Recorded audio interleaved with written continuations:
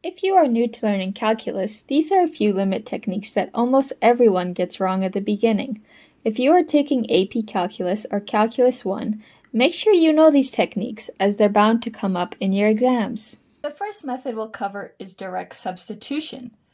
It's the first technique that students learn, and as you learn more and more techniques, you might be tempted to skip it, but it's very important to always try it. Even if the limit cannot be evaluated simply using substitution, it's critical to know what indeterminate form it is.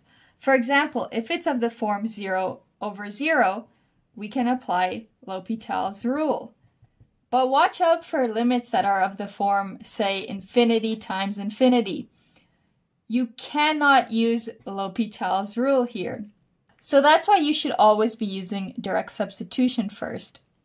Let's consider the limit as x goes to 2 of x squared plus 3x minus 1. Simply using direct substitution, we'll have 2 squared plus 3 times 2 minus 1. So 4 plus 4 minus 1, that's equal to 7. Whenever a function is continuous, it can be evaluated using direct substitution. Here we have a polynomial, and polynomials are continuous everywhere, so we can use direct substitution. So remember, no matter what the limit is, always try direct substitution first. Don't skip to more advanced methods. Our second method concerns limits approaching positive or negative infinity. A simple and fast way to evaluate these limits is to look at the highest power of x present and divide by it. For example, let's say the limit as x goes to infinity of 3x squared plus 2 divided by 5x squared minus 7. Here, our highest power of x is 2, so let's divide by that. We would have the limit as x goes to infinity of 3 plus 2 over x squared over 5 minus 7 over x squared.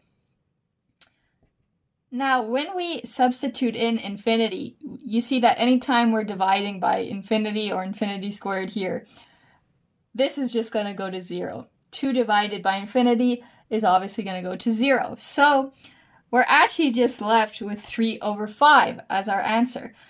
So you see, we could actually shortcut and not do any of this work. Just looking at this limit, we know these terms will go to 0, and we'll divide by this, so we're left with 3 over 5. Another trick that you can use to help you quickly evaluate these limits is to remember this. So if the degree of your numerator is less than the degree of your denominator,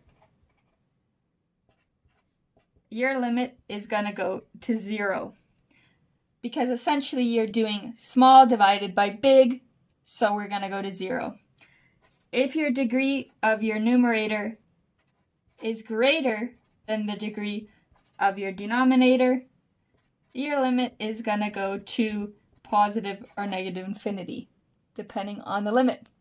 And if your degrees are equal to each other, then you're going to look at your leading coefficient. And that's what we did in this example. Both the numerator and the denominator, your highest power is 2, so we just look at these coefficients and we know the limit is 3 over 5. We're going to leave this as it is. Don't multiply it out quite yet. That gives us the limit as x goes to 4 of x minus 4 over x minus 4 times square root of x plus 2. So you can see here why we didn't multiply out our denominator, because we can simply cancel. So now we're left with the limit as x goes to 4 of 1 over square root of x plus 2. We can substitute in, that's 1 over 2 plus 2. So here our final answer is 1 over 4. So remember, whenever you see a radical term, it can be as simple as just square root of x here. Immediately think to rationalize by multiplying and dividing by the conjugate. Method number 4 is complex fractions. Now this is one that's bound to appear in your tests or exams, and with this one you just have to practice a lot of different examples.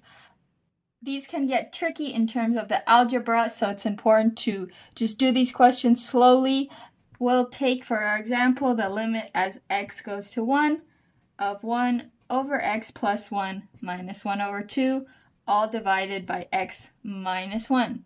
So let's just start with a direct substitution. We'd have 1 over 2 minus 1 over 2 over 1 minus 1. So this is of the indeterminate form 0 over 0.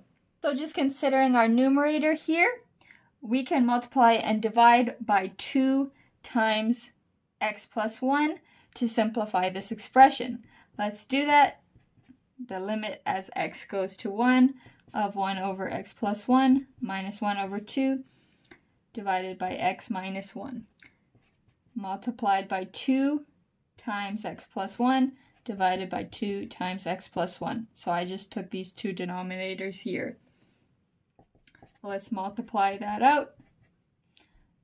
Our first term, this x plus 1 would cancel, so we're just going to be left with 2 minus, when we multiply this out, we're going to be just left with x plus 1, and with our minus, that turns into minus x minus 1.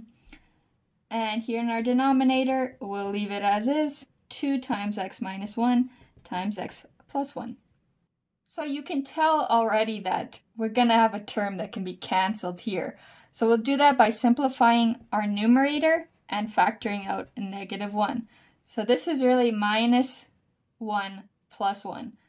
So let's factor out a 1. We'll get x minus 1 over 2x minus 1, x plus 1. So that gives us our term that can be canceled. And now it's as simple as just substituting in. So minus 1 over 2 times 2. So our answer here is minus 1 over 4. With these complex fractions, I recommend just doing a lot of practice problems, writing out your steps cleanly, doing only one simplification at a time, and just make sure your work is clean. That's how you avoid mistakes here. Our final method is factoring and canceling.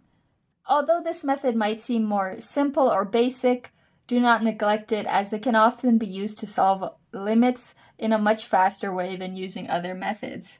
So for example here, let's take the limit as x goes to 3 of x cubed minus 27 over x squared minus 9. We see here that our numerator is a difference of cubes and our denominator is a difference of squares.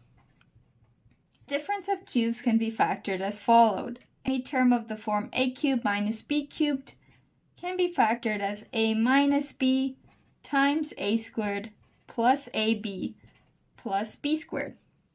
So here our a is x and our b is 3. So let's factor this limit. Limit as x goes to 3 of x minus 3 times x squared plus 3x plus 9. And our denominator is simple, x minus 3 times x plus 3. So we can cancel a term already. And now we can simply substitute.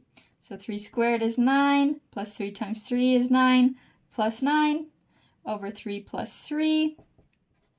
So this is 27 over 6, or 9 over 2. So if you have your AP Calculus or Calculus 1 exam coming up, try to remember these 5 methods and practice them. They can often save you a lot of time on a test, and they can make a limit that seems very complicated actually very easy to solve in practice. If you like this video, please subscribe and give it a like.